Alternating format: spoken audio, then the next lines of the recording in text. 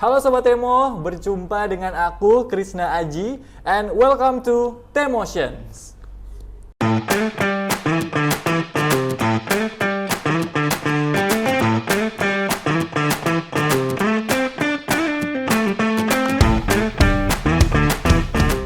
Pada episode kali ini kita bakal membahas tentang membangun percaya diri sebagai mahasiswa muda bertalenta. Nah, Sobat Temo, sering kepikiran nggak sih, kok bisa ya orang-orang tuh punya talenta gitu? Bahkan biasanya tuh orang punya talenta lebih dari satu. Wah, keren banget ya. Pastinya dengan talenta ini, kita tuh jadi punya kelebihan dan juga pastinya jadi sesuatu yang unik lah buat diri kita. Nah, kali ini aku nggak sendirian nih, aku bareng sama Kak Lutfiah Indah Wulandari. Nah, dia ini adalah mahasiswa tingkat akhir di jurusan Sastra Indonesia, tepatnya ada di Universitas Jenderal Sudirman. Nah, beliau ini juga salah satu mahasiswa yang bakatnya cukup banyak nih ya Sobat Temo. Ada bakat dia tuh salah satunya ada di jurnalistik, terus juga di dunia broadcasting, penyiaran, dan salah satunya juga ada di bidang seni, tari, dan juga teater. Mungkin untuk lebih serunya kita boleh kali langsung aja ngobrol bareng Kak Lutfiah. Halo Kak Lutfiah. Halo Krisna. Halo.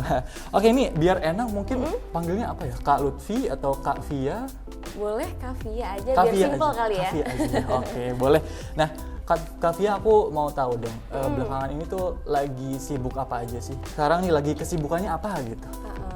Aku jawab ya. Boleh ya. Kalau kesibukannya saya akhir-akhir ini skripsian ya, seperti biasa. Karena semester akhir ya, nggak apalagi kalau misal bukan skripsi kan. Iya. Iya, terus juga selain itu kan ada juga lagi jadi penyiar radio di Radio Pondok FM. Oke, wow, itu aja berarti. Iya. Sekarang karena mahasiswa akhir juga gitu ya kali ya, jadi sibuknya di skripsi tentunya, Betul sama banget. jadi penyiar. Iya, betul. Nah, boleh tahu nggak sih Kak, ini kan berarti sebagai mahasiswa akhir yang juga aktif, mungkin apa ya, hitungnya part time ya sebagai penyiar gitu kan. betul. Boleh tahu nggak sih untuk time manajemennya nih, membagi waktunya tuh gimana sih Kak Via? Kalau dari aku ya membagi waktunya tuh kan karena mungkin banyak kesibukan ya yang gak hanya skripsi tuh harus banyak yang dikerjain, terus juga kalau misalnya radio kan bisa lebih fleksibel ya, jadi memang harus bisa mengatur jadwal, jangan sampai yang jadwalnya tuh bertabrakan gitu, jadi emang harus bisa bikin jadwal yang rutin gitu, bisa harian ataupun mingguan, jadi semuanya tuh terstruktur seperti itu. Oke, berarti emang untuk di penyiar radio juga tuh fleksibel ya waktunya, yang ngikutin dari waktu kuliahnya atau skripsianya Kak Via gitu. Iya betul. Oke. Nah, aku juga sempat baca nih profilnya Kak Via yang ternyata pernah menjadi content writer di Radar Banyumas. Wow, keren banget nih ya. Secara kan ini mungkin sebenarnya ada antara ada sama nggak ada nih sangkut pautnya dari Sastra Indonesia ya jurusannya ya, terus masuk ke dunia jurnalistik sebagai content writer. Nah itu gimana sih bisa akhirnya mutusin buat masuk ke dunia jurnalistik? Iya, jadi sebelumnya tuh karena kan di sastra Indonesia tuh lebih terkait ke kepenulisan kan. Dan kalau misalnya jurnalistik nggak jauh-jauh juga dari kepenulisan, apalagi content writer di website, di digital gitu ibaratnya. Nah, kayak gitu awalnya tuh karena aku tuh ikut magang dulunya. Oh gitu. Magang dari kampus, terus akhirnya di Radar Banyumas dan ditempatkan di bagian content writer. Content writer. Iya gitu. Terus setelah selesai masa magangnya tetap disuruh di situ. Gitu. Oh. Jadi tetap jadi content writer. Gitu. Itu berarti dari kalau boleh tahu dari tahun berapa sampai berapa aktif sebagai content writer? Dari tahun 2023 awal tahun sampai awal tahun 2024. Oh gitu. Berarti sekarang udah enggak ya? Iya, karena udah sibuk skripsian Udah ya. sibuk skripsi. Gak bisa iya, ditinggalin nih soalnya. betul.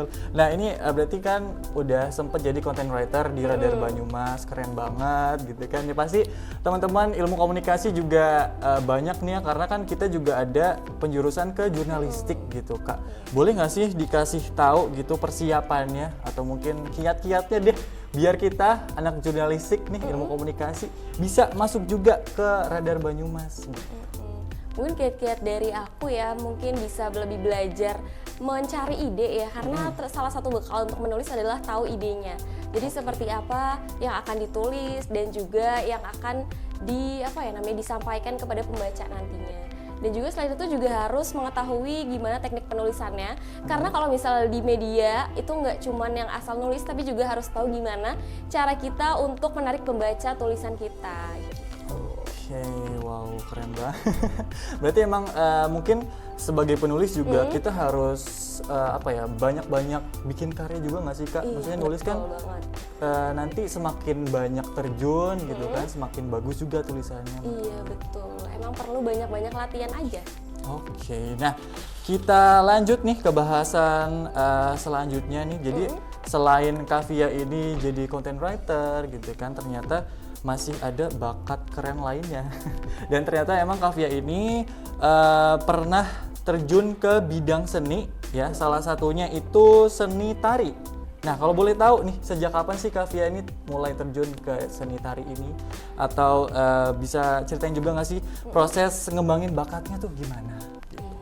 Kalau bisa awalnya tertarik tuh waktu TK gitu kebetulan, karena dari nenek saya tuh dulunya tuh seorang guru tari dan juga sinden ya. Jadi memang karena punya sanggar tari, jadi hampir setiap hari ya saya ngikut gitu ke acaranya, terus ngelatih juga sama teman-teman yang lain gitu.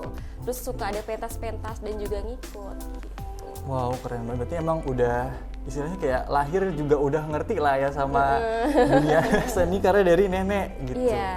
Oke, keren banget. Nah, dari pengalamannya Kavia di bidang seni ini nih, boleh tahu nggak sih tipsnya untuk ngembanginnya tuh gimana? Barangkali nih Sobat Temo juga ada yang punya bakat di seni tari ini tapi masih terpendam gitu. Nah kira-kira bisa nggak sih caranya tuh gimana sih untuk memulai barangkali dan ngembanginnya sebagai mungkin yang ingin terjun di dunia tari ini? Kalau mungkin untuk memulai ya bisa mencoba sih. Bisa mencoba terus juga karena ternyata banyak loh yang ternyata mereka tuh punya bakat tapi ternyata memang mereka tuh nggak tahu gitu. Jadi memang perlu mencoba banyak hal, jadi tahu tuh kira-kira kita punya passion di mana, terus juga punya kemampuan di mana, dan akhirnya bisa melahirkan beberapa bakat yang mungkin bisa diasah biar lebih tajam lagi ya. Iya benar, karena emang kalau nggak mulai juga kita nggak bakal tahu gitu ya. Betul banget. Oke, berarti Sobat Temo emang pertama adalah harus mulai dulu gitu ya. Berarti untuk ngembanginnya kira-kira gimana? Ada nggak sih caranya sendiri untuk Kavia sendiri deh?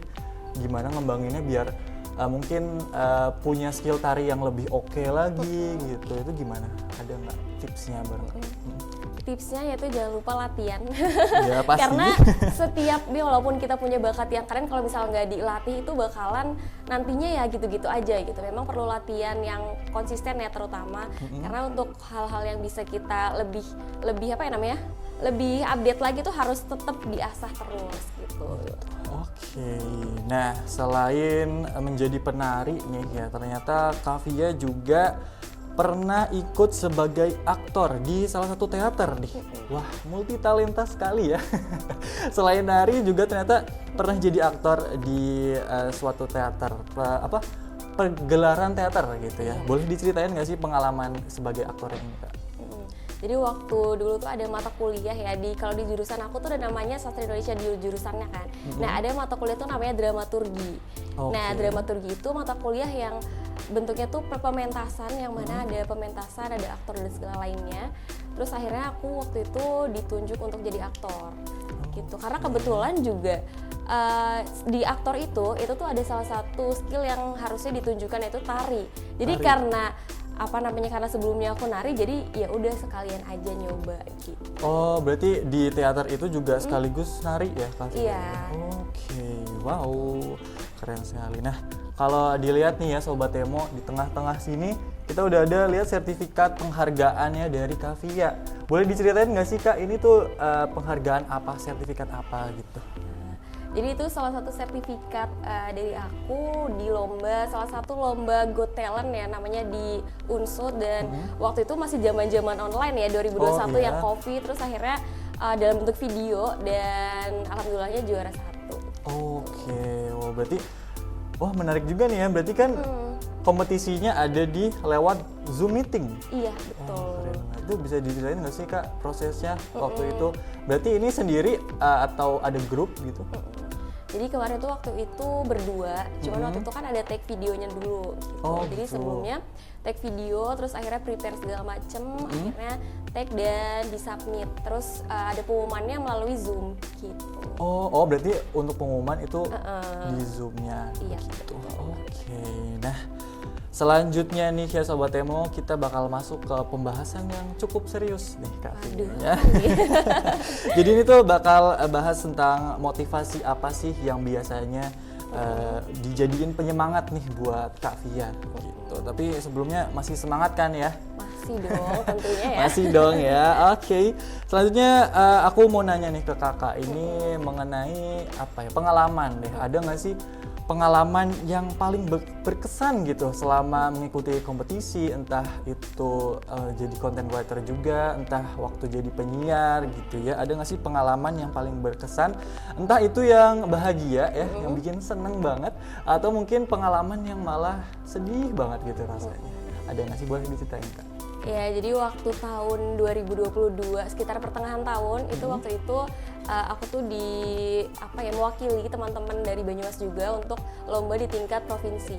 Jadi waktu itu lomba semacam pertunjukan teater dan juga pertunjukan gabungan antara Sendera Tasik, dan itu tapi sistemnya tuh take video gitu. Cuman emang pementasan yang mana tuh ada dramanya, terus juga ada dalangnya, ada penarinya, dan beberapa jenis dari drama-drama gitu. Terus akhirnya syuting dan diupload di salah satu YouTube untuk mewakili Banyumas ke tingkat provinsi Jawa Tengah. Dan itu tuh karena aku inget banget tuh karena waktu itu tuh akunya juga sempet takut karena semuanya tuh rata-rata mahasiswa isi, yang mana mahasiswa seni kan. Sedangkan aku cuma dari unsur yang ya udah emang cuman seneng aja gitu sama nari gitu. Terus udah gitu pelatihnya juga ya cukup tegas gitu, jadi memang sempet kayak agak ke pressure gitu. Cuman akhirnya ya bisa terselesaikan dengan baik ya. Wow, keren banget. Berarti udah sempet terjun bareng sama yang emang bener anak seni gitu ya. Wah, keren banget. Nah, terus kalau boleh tahu nih Kak Via punya nggak sih idolanya sendiri, atau mungkin kayak bahasanya tuh role model gitu, panutannya Kak Via, ada nggak sih? Siapa? Kalau dari aku tuh ada salah satu personel di One Direction ya, namanya Harry Styles. Karena aku tuh sukanya tuh karena Harry tuh bener-bener memulai semuanya karirnya tuh dari bawah banget, yang mana dulunya tuh penjual penjual roti, terus juga penjaga toko kue dan segala macamnya, dan akhirnya bisa menjadi penyanyi internasional. Keren banget ya. Wow, semoga juga nanti Kak Via bisa seperti Harry Styles ya. Semakin tinggi gitu ya karirnya. Oke, amin. Nah, selanjutnya sebelum kita tutup nih ya perbincangan seru kita hari ini, boleh kasih motivasi nggak sih Kak buat Sobat Emo nih barangkali yang ingin mencoba memulai mungkin di bidang seni, entah itu jurnalistik juga atau broadcasting juga seperti Kak Via gitu. Boleh dong kasih motivasinya gitu, silakan. Mungkin bukan motivasi ya, kayak ya pesan buat teman-teman aja, jangan lupa untuk terus menambah skill kamu, karena di zaman sekarang itu kamu perlu banget menambah skill, yang mana jangan lupa untuk takut mencoba, karena kalau misal kamu takut mencoba nggak akan bisa memiliki sesuatu gitu. Kamu harus tetap mencoba aja apapun hasilnya, dan jangan puas sama satu pencapaian aja, tapi tetap harus berkembang dimanapun tempatnya. Gitu aja sih. Oke, keren banget. Terima kasih Kak Via untuk motivasinya ya. Semoga bermanfaat.